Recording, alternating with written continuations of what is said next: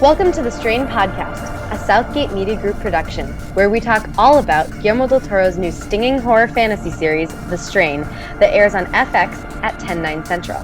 I'm your host, Blair Knight Graves from showratings.tv, and with me today is your co-host, Kyle Tremblay, who is also from showratings.tv. You can find us on Twitter at BlairLovesTV, and that's Blair with an E, and at KyleLovesTV.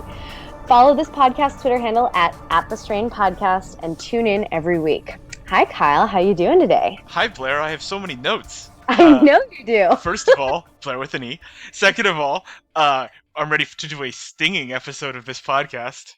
And third of all, I think we are at The Strain Pod on Twitter, not The Strain Podcast. You're so correct. Okay, everybody, listen to Kyle. The Strain Pod. It's at The Strain Pod. I'm so sorry. Misinformation. I'm spreading misinformation like the CDC. Oh, goodness. Wait, hold on. The entire American public just fell for it. It's more trouble. Oh, boy. Today, Kyle and I are going to be discussing Season 1, Episode 3, Gone Smooth, which was written by Chuck Hogan, who is also one of the authors of the book series. Kyle writes reviews about The Strain on our website, showratings.tv, and he wrote what I would call a rather negative review this week. Would you care to talk about that? I struggle with this. And first of all, I need to say, I gave the episode a 7.5 out of 10, which is not a bad rating. That's a good rating for you. It's an average rating. It's what I would consider to be a watchable episode of television. The kind of rating that I would give to watchable TV. And I also said in the review itself, even though this is of the 3 episodes, this is the lowest rating I've given, and each episode, the rating of each episode has gotten progressively lower, I don't know if this was the worst episode yet. It's just that the things that bother me about the series are not going away, and they're wearing on me.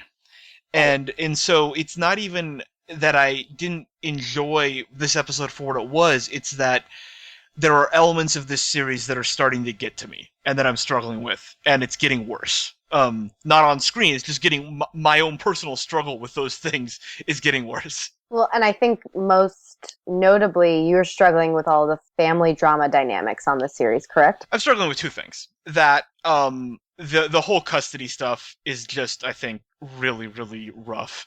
And then also the way that everyone who isn't a main character is behaving, which is to say, like an idiot. It's everyone, particularly government officials, which is a very 24 ideal, a show that I've compared this series to in the past. This series is very much espousing the idea that everyone who works for the government and isn't some kind of rogue agent is an absolute buffoon. Yes. And I reject that idea on the face of it. I certainly acknowledge that there are plenty of government officials who are buffoons. But the idea that they are exclusively buffoons, and that everyone we see from the government is just a mindless, self-interested, basically non-human. Just a capitalist machine of that produces idiocy. It's such a 24 ideal, and it just, to me, is so uncompelling and so easy to avoid if you want to avoid it. And it's something that we've seen, again, not just 24, but in a billion shows. Oh yeah, I mean, one show that you and I have lamented over and over again was that The Following suffered from the same problem. Yes, exactly so. It's exactly The Following. I never thought that I would be comparing The Strain to The Following. I mean, at some point during the podcast, I'm going to break away from you because I thought this was absolutely the best episode. I know you disagree, yeah. Thus far, but I definitely my least favorite kind of television show is the television show where it's interesting.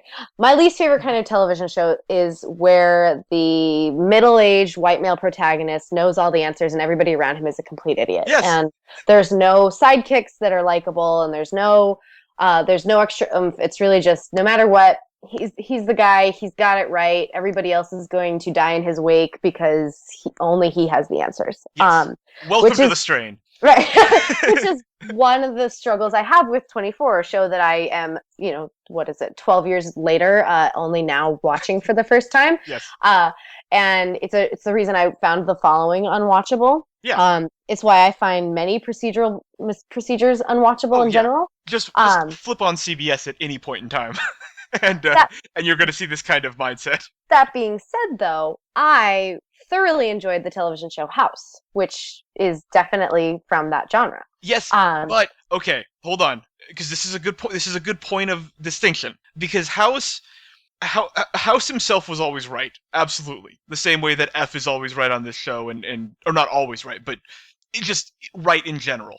it's but right, but the characters around Doctor House were competent. Like Wilson was a competent doctor and a smart person, right, and which is that is such a basic thing that the strain is at this point I can only assume ignoring, which is the idea that someone can be competent and wrong. It's such a basic human ideal that someone who is not a dumb person can be wrong about something. And I totally understand what the strain is doing in terms of playing, and I wrote about this a lot in the review. They're playing on the idea that we want reality to exist a certain way, and we structure our lives to make it seem as if it exists that way until the last possible moment. So everyone is sort of clinging to the idea that this is not a big epidemic, that the apocalypse is not incoming. But they don't have to be complete morons to be doing that. They can just be normal humans living normal lives, and the show just brazenly ignores that sort of compromise, and it just makes everyone a laughing stock, just a complete dum dum, and that's what bothers me here, that we're not getting any kind of character like Wilson or like, I don't know, Amber on House. I'm trying to think of the House supporting characters who were often proven Chase. Yeah, yeah, proven incorrect by Gregory House, but not dummies. They weren't right. made to look like buffoons because of it. And it's like that's not the only show that's done that. Like smart shows do that. And for whatever reason the strain is not doing that in any capacity. I will agree with you that that is my biggest concern about the strain right now. As somebody who, the biggest, we say this in every episode, the biggest difference between Kyle and I with watching the strain is that I have And in read the life. books and in life, Yeah. yes, is that Kyle has not read the books and I have. And what we've discussed at least in last week's episode, if not in the both of the previous episodes, was that I came to the show with the expectation that it was going to be a collaborative effort on the parts of multiple main characters that all have perspective scenes. F being obviously sort of the head of the group, he's the leader, but then you should get Nora's perspective, you should get Abe's perspective, you should get Fett and Gus's perspective. So I came to the series thinking that that would be the case, but in very television fashion, they Yeah. decided to make the middle-aged white guy the central arc of the show, which I am continually becoming more and more upset by. So I will agree with you on that point, that I would like other people to have brains who are not F. Right. Right. Like I think Joan Luss in the book series, the lawyer who's fighting to get out, I think that she's much more compelling and much more interesting I in the way hope that she so. tries to get away from the CDC I really than hope just so. you can't hold us. Yeah, no, that was that was yada yada to a point that was laughable. Yes. Her whole protest against being quarantined for 5 minutes. The other thing, and not to cut off your point, but to transition into talking about the custody hearings, which I have a big problem with, and I don't know how I you know feel you about. But do. why are we taking these 10-minute breaks from the vampire story to only look at the life of F? Like why is it only his family life that matters? Why, like you're saying, like whenever we see Nora, it's in her capacity as a main character on the show. It's like to service the plot. Whenever we see Abe, it's clearly like his story as it relates to the main story.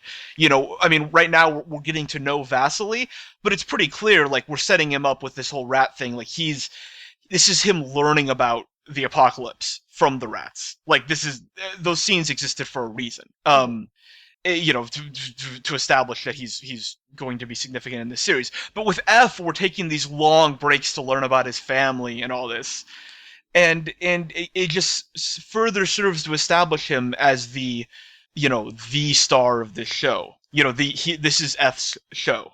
That's a huge mistake that I will sort of agree with you on, because I think that if we're going to be showing family dynamics and the importance of love within a family, we should also be showing Gus's family. We should be showing F's family, and we should be showing I think those are the only two characters actually who have families. And we got a little bit of Gus's family, but like why don't we see Nora at home? Or yeah, Nora does in the books have a mother right. who she's living with. Yeah. So there are, like, family has been established as a really important part of this show. Yes. And you're right, the only character that the only perspective we're seeing it from is absolutely F's. And another thing that you pointed out in your review, to the annoyance that his son is the all-knowing child. Yeah, and that is a character that I hate on television as well. That character is ludicrous. That F's son is just such a stereotypical Hallmark baby who knows everything and speaks like he's a 35-year-old like philosophy major. Yeah, like he's like, good lord, man. It's just so, and just like him, the father who's troubled and overworked but does a very important job and loves his son. It's like, really, like that's our main character. We're not even gonna stray a little bit from exactly the kind of character that you would expect to be at the center of this show if you knew nothing about it. And I think that they're doing a really poor job of establishing Kelly Goodweather as a character that's worth paying attention to as well, because she's just being the annoying wife that people are going to grow to hate, like the Lori of The Walking Dead. Or I think even Cuddy received certain hatred on House, even though she and House were only on and off. Let's be real. Every woman on TV is hated because that's the society we live in. Right. but yeah. Deb on Dexter, any character who's trying to do the right, any female character who is actually doing the right thing in any situation is hated because she's trying to do the right thing. That having said that, the Strain could do a better job making her like a real person and not someone who is leaving our protagonist and dating a dopey manager at Sears. Having said that, and I want to transition into what you liked about this episode, because I think that's going to be the meat of what we talk about. There's so much that I like. Yeah, you liked a lot, so we got to get right into that. But one thing I liked is after we went through all this, what I consider to be horrible custody material, absolutely a waste of screen time, told me nothing about the characters that we haven't already been beaten over the head with, and just provided a forum for that kid to be typical TV kid. There was a little tiny scene of Kelly Goodweather at her home on the porch, silently looking at a picture book with tears in her eyes, looking at a photo album, and Zach, her son, walks out, and they have like a little short exchange, but there's nothing meaningful said. I feel like that scene tells me more about the Kelly character than all the dialogue involving her in the first 3 episodes combined. That's Absolutely. all I need. Absolutely. Give me that scene, get rid of all the courtroom drama, have confidence in yourself, The Strain, that scene conveys what you're trying to convey, because that told me what the courtroom scene was trying to tell me. Like, I get it. She loves her family too. Like, that's it. That's all I need. I don't need the courtroom scene. We could have done with just like shown, we didn't need to be inside the room as Zach turned on F. As Zach, very in his particular way, thoughtfully for his father, I guess basically backstabbed him. But did the responsible as much as a 7-year-old can. I mean, but basically he told his father in the previous episode that he was going to want joint custody, and then he made the very rational decision of arguing against it at the thing. But we don't need that. We don't need to see all that. Just give me that scene on the porch with like one line of dialogue. That's it. That's all I need. I can agree with you to an extent. Like, we've talked about this before, that the Strain is struggling in its first few episodes, hopefully just its first few episodes, I lost my train of thought. It is struggling to find its sea legs, and it's struggling to tell meaningful stories that aren't make vampire related. Right, that aren't vampire related. It's struggling to tell the real world because the whole show is not going to take place in the real world. Right. So it's having a really that's where I was trying to get. Yes. It's struggling to tell the story of the real world, and so I appreciate, with the apocalypse impending, I do appreciate that courtroom scene. I don't necessarily appreciate its execution, but I appreciate the meaning behind it and the importance behind it. Did you like the AA scene from last week? I did. Again, appreciated its existence, did not appreciate its execution, because these are important facts about F. But again, there's lots of stuff like, as I said, Nora has a mom somewhere, hopefully in the TV show, Yeah. that she does in the books. Gus has his family.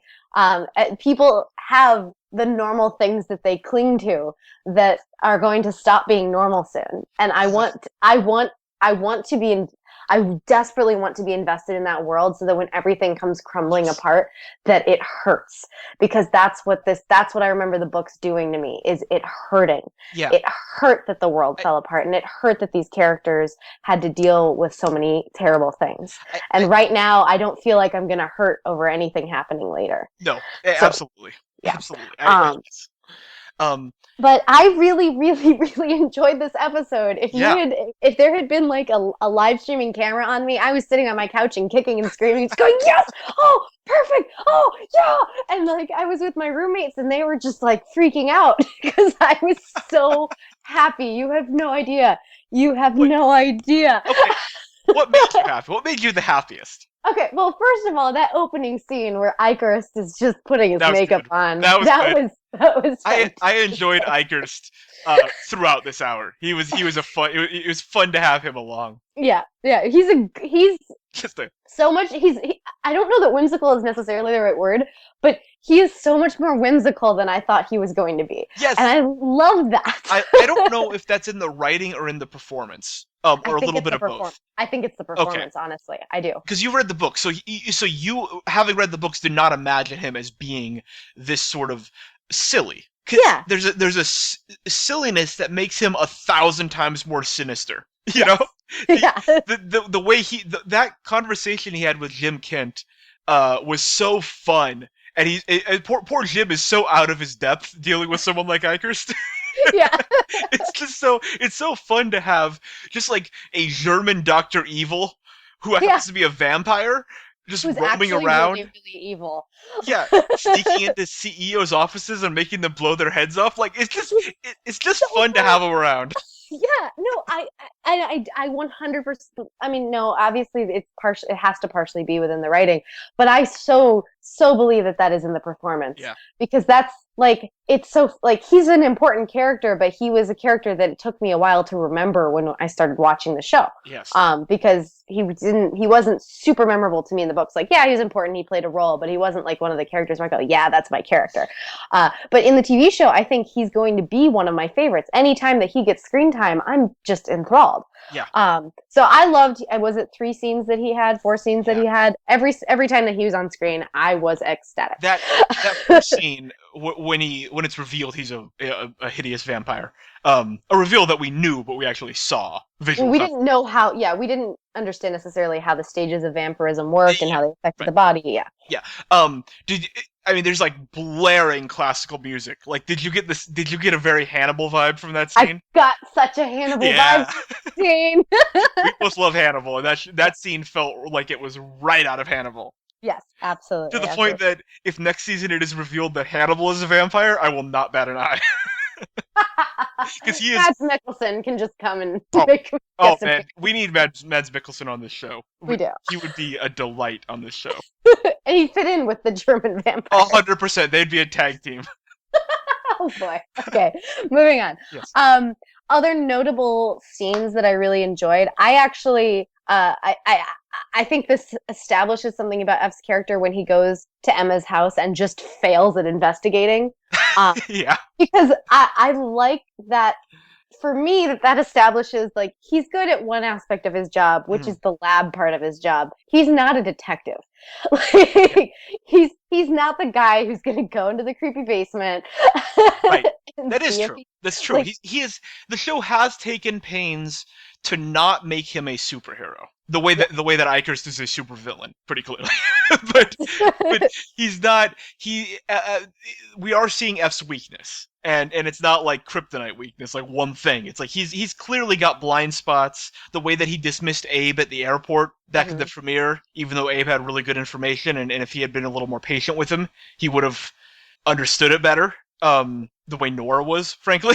And And so the way yeah, he sort of dismisses Nora anytime that she tries to bring up anything that isn't his own idea. yes, Like I think that that's an important character trait that right now we talked about earlier, like that he's the all-knowing middle-aged white male protagonist, but it's going to come back to bite him in the ass. yeah. Oh yeah, To be frank, he's in trouble. He's yeah, he's in trouble.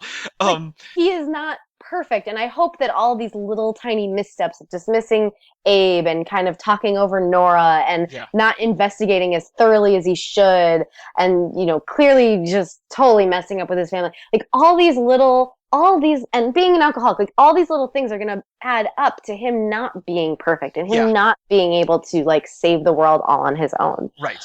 um That by if the way, at all. that scene also introduced, I believe, our first instance of killer cam, where when he was investigating the house, we got the camera from the perspective of little demon Emma, Oh yes. where she was like peeking around a corner, and the camera, and we saw like the shaky cam from her perspective's like, oh yeah, we're in horror movie mode now.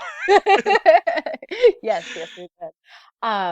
Yeah, no, that was cool, and I really appreciate that little Emma is just gonna kind of hang around and be a little menace. Yes. And her father has not risen yet. He found the body, right, or did he just find No, blood? okay, so their car was in the driveway, so clearly they're home. He Right. finds the bloody tub upstairs, no body though. Okay. And then he investigates for about 3 more seconds and then gets a call and leaves. Oh, a bathtub full of blood. Yeah. I better not go check the rest of that. Better not secure the premises. And they're clearly home. There's a bathtub full of blood and they're nowhere to be found. Let's leave. Let's not look into the other rooms. Yeah. I've checked the kitchen and the bathroom. Done. Good investigation skills app. Yeah. Right. But I like that again. I like that. I like that it establishes him as sort of flighty and not really giving his 100%. I felt the same way sort of about him sort of casually leaving the CDC chamber, or he and Nora. I don't feel like this plot was resolved unless there's something I'm missing, but like he and Nora just kind of arrived to the medical examiner's office of the CDC, and there were broken glasses, and I don't think that they ever went, "Oh, where are the bodies?" Like, Or did I that miss something? They had that conversation with the head of the CDC at the start of this episode, but Okay, they were okay. like, "Hey, there were no bodies in there," and they seemed to agree that the military had taken them. Okay, all right, that's So good conclusion. convenient. Yeah, very convenient Yeah, and obviously memorable. yeah. No, no, the military taking them does not explain the coroner being gone. But No, or the broken glasses. But sure. right. The military came and took the bodies by force. Yeah, I guess. I don't really know. Okay, so the other thing that I thought was super strong about this episode, which includes the final sequence, which I know that you enjoyed Absolutely. because the string does endings really well, Yeah. was anything that had to do with the infected that are alive and came off the plane, which are Bolivar, the pilot, and the nerdy guy. Do we know the nerdy guy's name? I was trying to find it. I didn't earlier. look it up for my review. I just call him the nerdy guy. I remembered mid sequence of him with his family what his whole plot was from the books, and that was one of those moments where I just started screaming in excitement because that's one of my favorite plots from the first book. But I cannot remember his name for the life of me. But yeah, I loved I know that you find it kind of silly that nerdy guy's tongue clearly has a new apparatus and drinks blood from a steak dish, and his wife witnesses this and doesn't scream in terror. I don't. Like that's a pretty toned down reaction for seeing a new appendage fly out of your husband's mouth as he consumes raw meat. Well, it wasn't flying out of. He was slowly drinking it, and it was close to his mouth, and it was sort of subtle. It was subtle. I feel like seeing any part of that is a red alert. any aspect of that, you catch a glimpse of that, it's time to get out of the house. This weird stuff is happening. But I enjoyed that. I enjoyed that character's slow transformation. I enjoy Bolivar's just horrendous transformation. My goodness, what? Bolivar, as the title of the episode indicates, going smooth, real rough. Yeah, no, his His genitals fell off, ladies and gentlemen. Yeah. Yeah. And he did not scream. That's No. the part. That's the I part that. I feel like at that point, I don't fully understand the mechanics of how the vampirism works at this point, but it seems like he was pretty far gone. Like he at that point was well into the transformation, like He's mental. accepted defeat. Yeah, yeah. Mentally. He was like I called it brainwashed in my review. I don't really know how it works, but it seems like he was more vampire than human at that point. Yeah. And so I understand his lack of reaction. What I don't understand is when the doctor was checking him out and he still had capacities, the doctor was like, you gotta go to a real doctor like yesterday. And he was like, and get photographed by Gawker? No thank you. It's like, celebrities go to doctors. This is like, I know Gawker and TMZ are like a big deal. And by the way, wouldn't TMZ be the go-to reference there? Why would Gawker be photographing a doctor's office? Probably Gawker and TMZ have different. Sorry, No. I work in the video industry. It Yeah. probably has something to do with intellectual property and use and product placement, and it's probably much cheaper to use the term Gawker than to use the word TMZ. That's a Truthfully. a great practical point. It was one of about 6 lines, which I have written down helpfully for reference during this podcast, that sounded tone deaf to me. Like that's not a good reason. Like, Yeah. why is he bringing up Gawker? I don't know. What are your other 5? Okay. Sorry. No, sorry I, to I, interrupt. I ballpark 6. First of Okay. all, I liked during that conversation we just talked about where F, Nora, and the head of the CDC are discussing why the 200 bodies are missing from the morgue. I either F or the CDC head says, "We are the government. Sometimes we can't even tie our own shoes." Which is really just stating the nail on the head right there, as to what this show feels about government. um, just really articulating the ethos of the show itself. So I appreciated that. They're not even trying to channel the characters' voices. It's just like this is what the show feels about government. um, uh, Speaking of what's the rocker's name? Gabriel Bolivar. Bolivar. So Bolivar's first scene, he's like not feeling well, and he's like his agent or whoever is talking to him, and she tells him, "Your YouTube hits and downloads are up tenfold," which seems like really cool agent speak. Um, the oh, the rich guy who Vasily, I'm sure we'll get to Vasily here shortly, Yes. who Vasily visits because his daughter was bit on the lip by a rat. The rich guy just casually says, "This Regis Air fiasco is crushing my portfolio. My phone is blowing up," which is it's like a 60-year-old trying to write dialogue for a 30-year-old. um, oh, and then the Gawker line. Yeah, so those were the lines I wrote down. All right, that's a good list. That's Just a pretty little comprehensive. bit of, like those lines just like this isn't even like to what I was talking about earlier. This is just like sort of not sharp dialogue writing, you know, and I understand I'm taking them out of context, but I'm taking them out of context because they stuck out to me as they were said. And it's just like not quite hitting it, you know, like not tuned into how people really talk.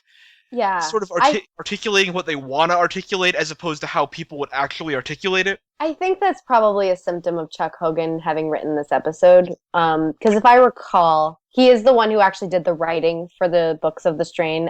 Because Guillermo del Toro he's mostly written screenplays. He's never been an author. He doesn't know the CSI type stuff, the procedural type stuff. That's not his ballpark.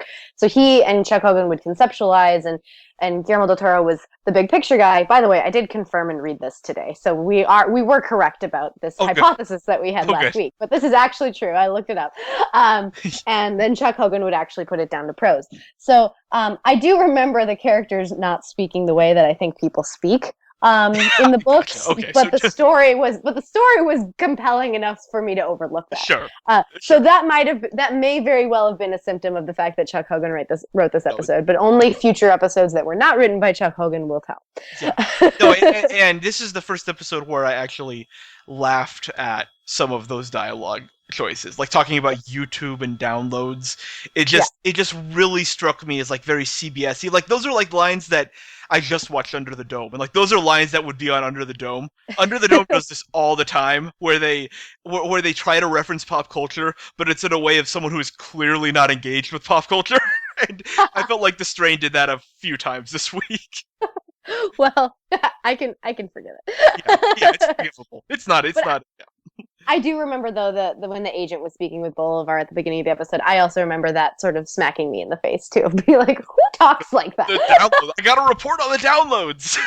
Well, she said something like, "You got 2 million views in the last 2 weeks," or something like that, and I Yeah. was like, "That doesn't sound like a lot for somebody who's supposed to be a big deal." I'm Yeah, sorry. well, and they're talking about what I don't understand, just from a logical perspective, is this thing with Bolivar these last 2 weeks has been like how much this is helping his popularity. You know, like it was reinforced again this week. Like this whole thing is like he's becoming massively popular because Right. of this.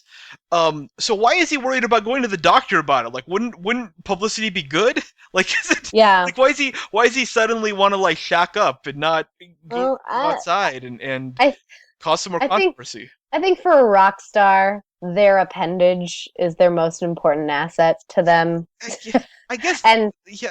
the possibility of that being the thing that he becomes known for. I mean, What's the doc? The doctor's gonna take a picture of it and post it on the internet? Like, is that's that's literally genuinely what his concern is? he literally said, "I do not need a picture of my blank Right. ending up on Gawker." So it's So yes, so that's his his theory actual is the genuine doctor taking the picture. or a nurse or like whatever. What? What is he walking around the hallways? Come on. It may have just been an excuse to stay inside because lo and behold, he's becoming a vampire, and I'm sure the sun doesn't sound like a good idea. But Okay, well, there was no I indication buy that that that's more, and I wish that they would have given some indication that it's, that's again like all these things that I'm pointing out that at least to me feel really stupid seem so easy to fix. Like these are not like systemic issues. This is just like the show disregarding human behavior and this like is making any kind of attempt to connect how the characters are behaving to how real people behave. which is back to our point that the show struggles to portray the world as the real world. Yes. But I mean, Yeah. I want to talk about Vass for a second, but Yeah. then we'll talk about when the show does horror. It does horror well. It does.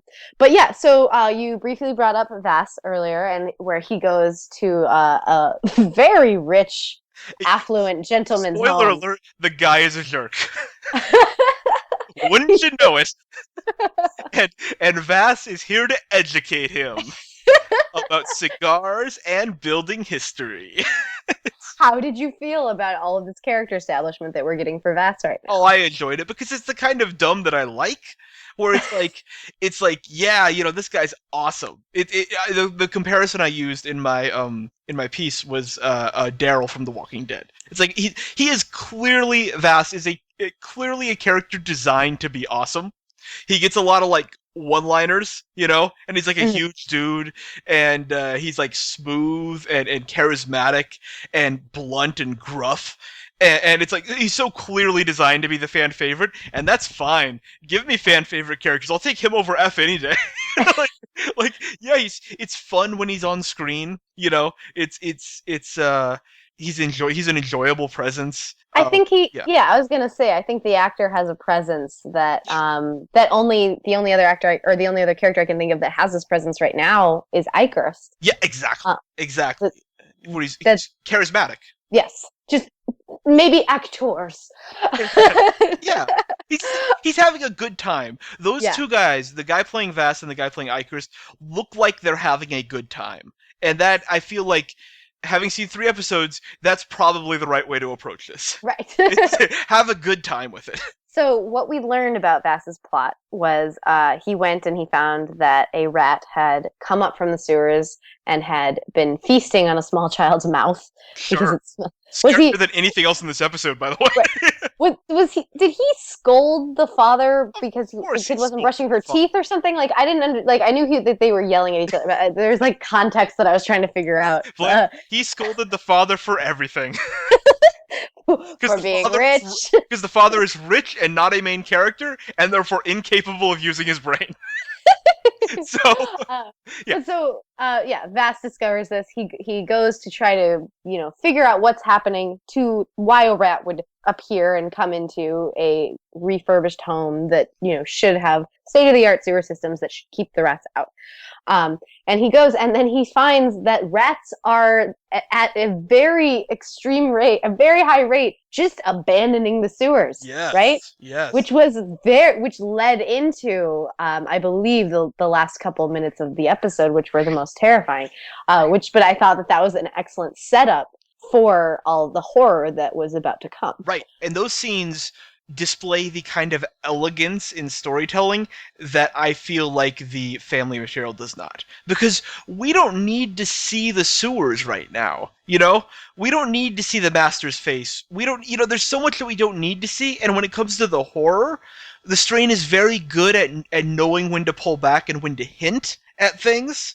We know what's in the sewers because of the rats. Like, that's something that the show trusts us to understand. And I feel like everyone who's watching and is even a little bit engaged got. In the family material, everything is on the table. We see the custody hearing, we hear the conversations, there's nothing left unsaid. And it's like, the show is just so much more comfortable dealing with its horror elements. And that's why they're so much better. Yes, that's definitely true. But okay, so we're talking about the horror elements, but then you still didn't. I don't think you liked the nerdy guy's story at all. I feel terrible, by the way, that we are calling him the nerdy guy just because we really should look up his name. I don't know if his name has been said, to be honest, on the show. It's definitely been said.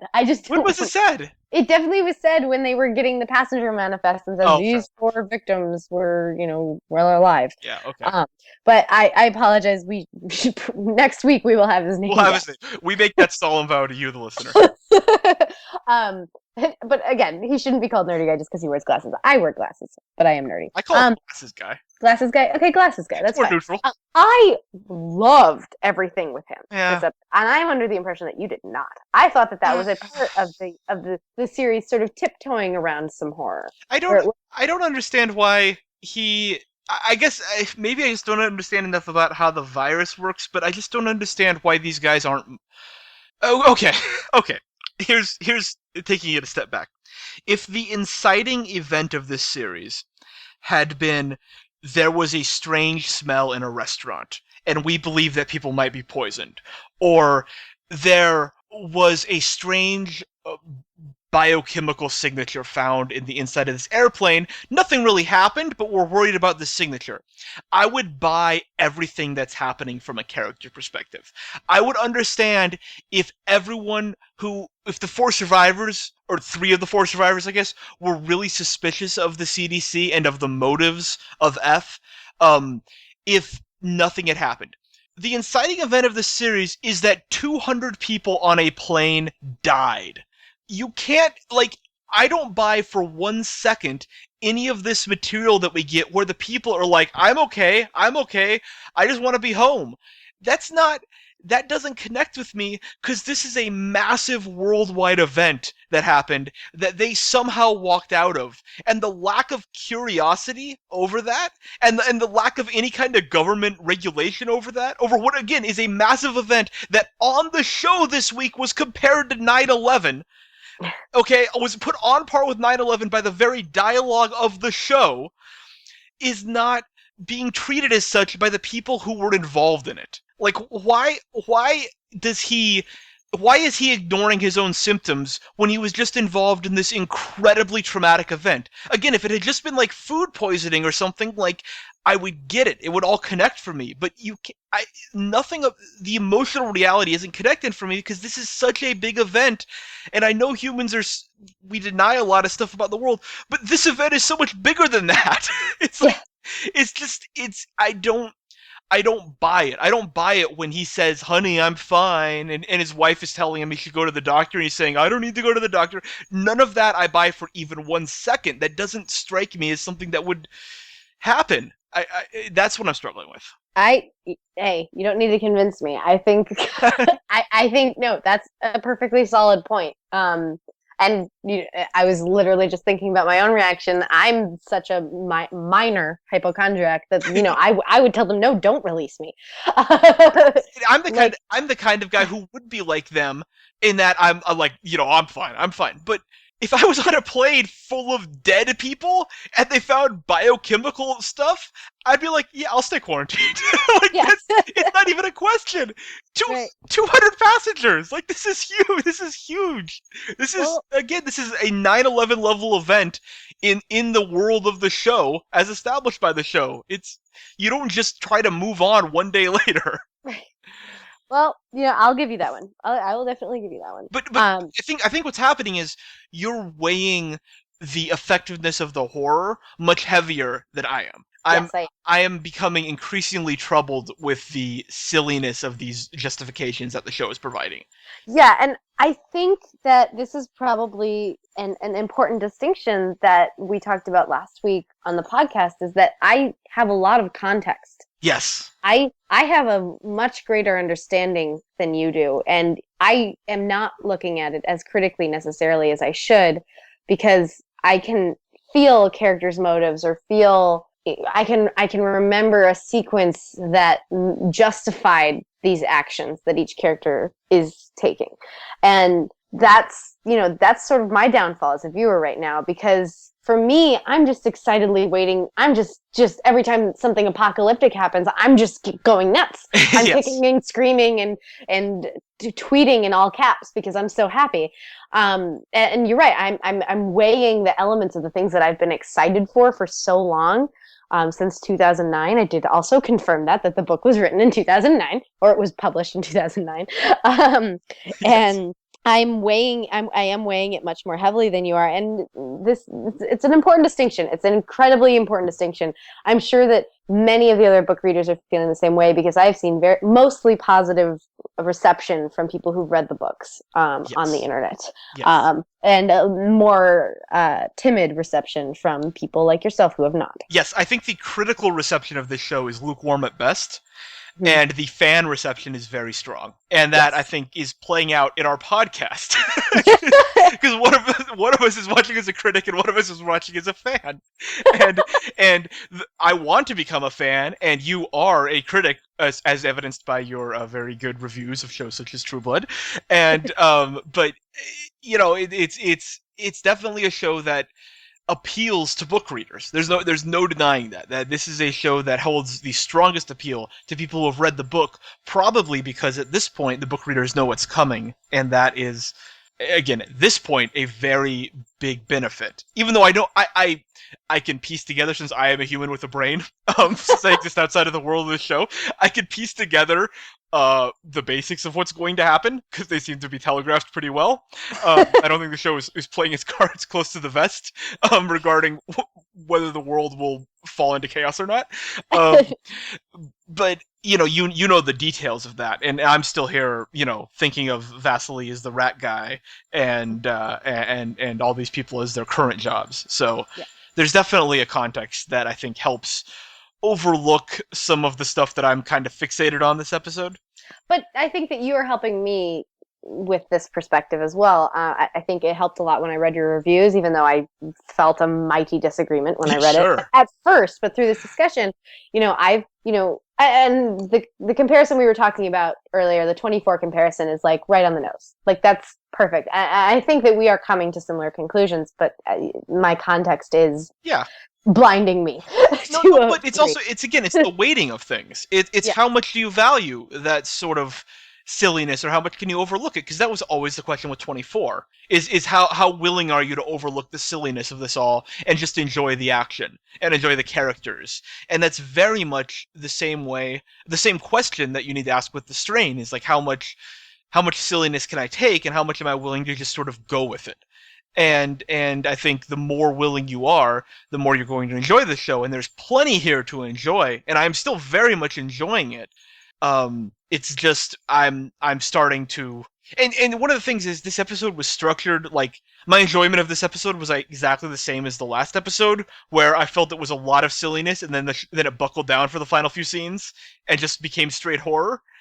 And I think for me it was less effective because I had already seen it, and I sort of started to worry that this is what the show is going to be. Mm-hmm. Which is, we sort of meander around for a while, and then in the last 10 minutes we put all the awesome stuff. See, And yeah, that's the part that I disagree with you the most okay, on, is I felt that from beginning to end there were scattered scenes that horrified me. That there, yeah, even the Icor's thing at the very beginning, even though that's very kind of silly, it was oh, still it's good. horrifying to see somebody put their nose on and all that stuff. Yeah, And as I said before, the Bolivar things I thought were pretty horrifying. Just watching his mental decay that is all expressed physically. It's not, he never speaks any of this. He never says any of it.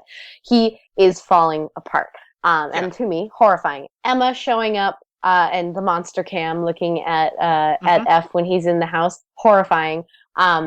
The glasses guy slowly getting to the point where his eyes do that weird little click thing, and yes, he's drinking the blood. To me, that was the scene that I loved the most in the entire episode. sure, Obviously, then of course followed by the final scene right after Vasily sees the rats happen.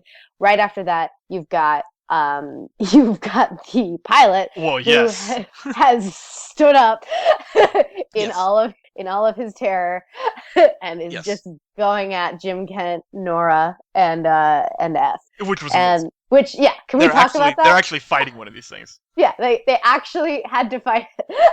Yeah, and they hardly won. yes. Which is to show how terrifying they are. I thought that it was very different from the previous episode, given the scattered bits of things that are terrifying. That makes sense. I totally see that, and you're right. I think for me, everything up until the final confrontation with the pilot was burdened. Everything that you mentioned to me was burdened and to a degree tainted by what I felt was like very silly exposition to get there. You know, the rocker and all of his stuff was set up by this whole idea that he doesn't want to go to the doctor because of Gawker.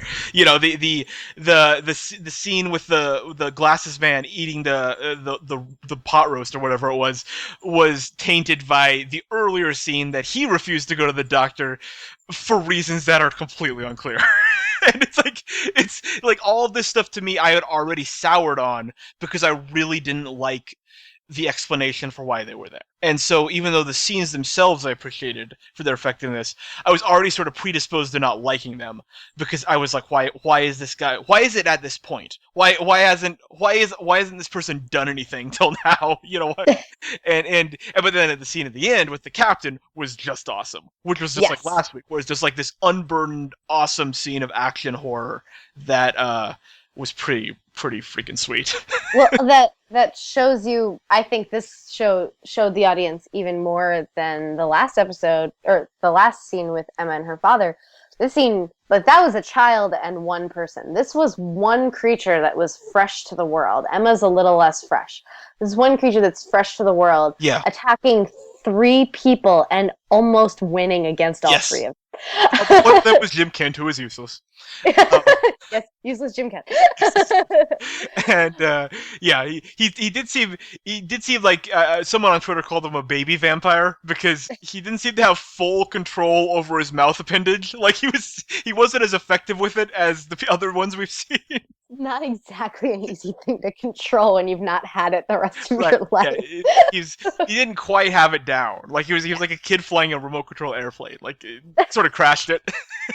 Right, but in that sort of same whimsical, but it was still horrifying in the Oh same sort of yeah. whimsical way that Icarus is, right? Right. Like, just like it. Yeah, there's something almost laughable about it, but you're laughing because you're a little bit terrified. Yeah, no, it was great, and I liked the little touch where, since Jim was the first guy down there, when the monster was going to kill him, he said in what sounded like the Master's voice, he was like Jim Kent or something. Yeah. Like that. It's like he recognized him because Jim has been dealing with Icarus, and like I guess that's my reading of the situation. Like he's the vampire or whatever was controlling the vampire or whatever hive mind they have. Again, I have no idea how it works. Recognized Jim as an ally of sorts and didn't Yes. kill him. That was my read of the situation. And I'm neither going to confirm nor deny that read. That's what I took out of it. But I like that little touch because it went along with what we saw from Jim earlier in the episode. Yes, absolutely. Yeah. Well, I think we've covered the episode pretty Yeah. thoroughly. I wanted to talk to you really quickly on the podcast about something that I read today, Oh. which was that the series is going to be between 35 and 69 episodes total. That's a big It range. it will be between 3 and 5 seasons. I was reading an interview with Guillermo del Toro that he believes that the first book is the first season, the second book is the second season, and then the third book could either be 1 to 3 seasons, depending on how they wanted to play it out. Okay. So this is a show that he has signed a contract with, saying that it will never exceed the story of the books. Yes. There may be slight changes to characters because you can't make a perfect translation. There might be slight changes to the plot, but the general direction of the plot as a whole is going to follow the books very closely, and it's going to have a definite end. Which I, as a viewer, appreciate, because a lot of television gets dragged out because the ratings are high. Yeah. One word, Dexter. Thank goodness. Because, yeah, especially a show like this, or, sorry, 3 more words, The Walking Dead. It is immensely helpful for a show like this to have an end date. Because shows like this and The Walking Dead, and basically any show that sort of relies on action, is going to need an end date so they can keep things moving. Because the best way to ruin a show quickly is to take away any sense of urgency. Yeah. And to make the show worried about saving material and all that stuff, which is just death for TV. So, which we do not have to worry about with The Strain, absolutely. Which is incredibly exciting. It is. I lament on Twitter constantly still. I think that what happened to Dexter is one of the biggest tragedies of television history, because show ratings had a cash cow, and they just kept milking it and milking it and milking it, even though the story was exhausted after between 3 and 4 seasons. First of all, I like that you called Showtime show ratings. That's good. Oh, did I? Oh, yes. Showtime. I work for Show Ratings. Showtime is the channel. I apologize. How dare you insinuate that we created that show and were responsible for its downfall? My apologies. That's good. Freudian slip or whatever. Sure. No, but and there's many other shows. I think House probably suffered from the same thing. There were 2 seasons of House that were just atrocious. Yeah. And we could go on and on. You said The Walking Dead. There are plenty of shows that just the creators need to understand that there needs to be an end. And I think that the benefit, having read the books, whatever, but like the benefit that this story has is that there's only so much apocalypse story that you can tell, and unfortunately, The Walking Dead doesn't understand that. Yes. Well, they understand they understand the money that's going into their wallet. Right. Yeah. But I appreciate and I'm excited by the idea that perhaps once this show gets its sea legs, it could be a pretty historic show on many different ways. I'm still excited. I just need to. I need to be a little more intellectually engaged, just a little bit. I'm just asking for that little bit. Come on, Guillermo del Toro. Yeah, well, you know what, though? It's one of those things, you can name any number of science fiction, fantasy, horror series that are horrible in their beginning, that are just atrocious, and they become something wonderful. And that's what I'm hoping for, because Guillermo del Toro is my favorite movie director. Yeah. He's made almost all of my favorite films. The Hellboy series is one of my favorite franchises. The Pan's Labyrinth is my favorite movie of all time. I trust him as a creator. I don't know, obviously he has influence outside of himself, which is the network and Chuck Hogan and etc. But shows like The X-Files. The X-Files, in my mind, I know lots of people love the first season of The X-Files. I think the first season of The X-Files was really, really, really bad. And then that hot takes. I know. But that show, comparatively to the rest of the series, with the exception of the last 2 seasons, because those were awful. But that series wasn't necessarily the smartest series when it began. There was still all these wonderful feelings and joy and whatever that you have as a viewer in retrospect for what happens later in the series. But the beginning of that series is not terribly stimulating to me. So that just being one example, many sci-fi, fantasy, horror series fall into this category, and I have very high hopes for The Strain. I thoroughly enjoyed this episode called Gone Smooth, and I'm hopeful. Yeah, I'm hopeful too. I'm remaining optimistic. I really want to like this show because we're committed to podcasting about it, so I'm going to be watching it every week anyway. And there really is enough. There is enough good stuff to certainly keep me entertained. I hope there's enough to keep me engaged. We need But to we'll get see going past that forward. family drama, right? Yeah, we'll see going forward. As I ended my review, the apocalypse can't come soon enough. Because once the apocalypse gets here, we'll see. All right. Well, this wraps up our 4th episode of the Strain podcast. Before we go, I want to mention a few things. You can download and subscribe to our podcasts on iTunes, Stitcher, and SoundCloud. You can also hear all of our shows at our website, southgatemediagroup.com. Please subscribe to this show and also rate us. Follow the show on Twitter at @TheStrainPod, and Kyle and I at BlairLovesTV, which is BLAIRE, Loves TV, and at Kyle Loves TV. Check out our website, showratings.tv, to rate and review The Strain every week, as well as all of your other favorite shows. Thank you so much for tuning in, and we'll see you next week. If you would like to donate to help pay for this and other Southgate Media Group podcasts, simply go to our website, southgatemediagroup.com, and click on the donate button. It can be as little as $1 or, well, as much as you want. Help keep this fun going by supporting this and our other shows. Thanks again for listening, everyone. You're the best fans in the world.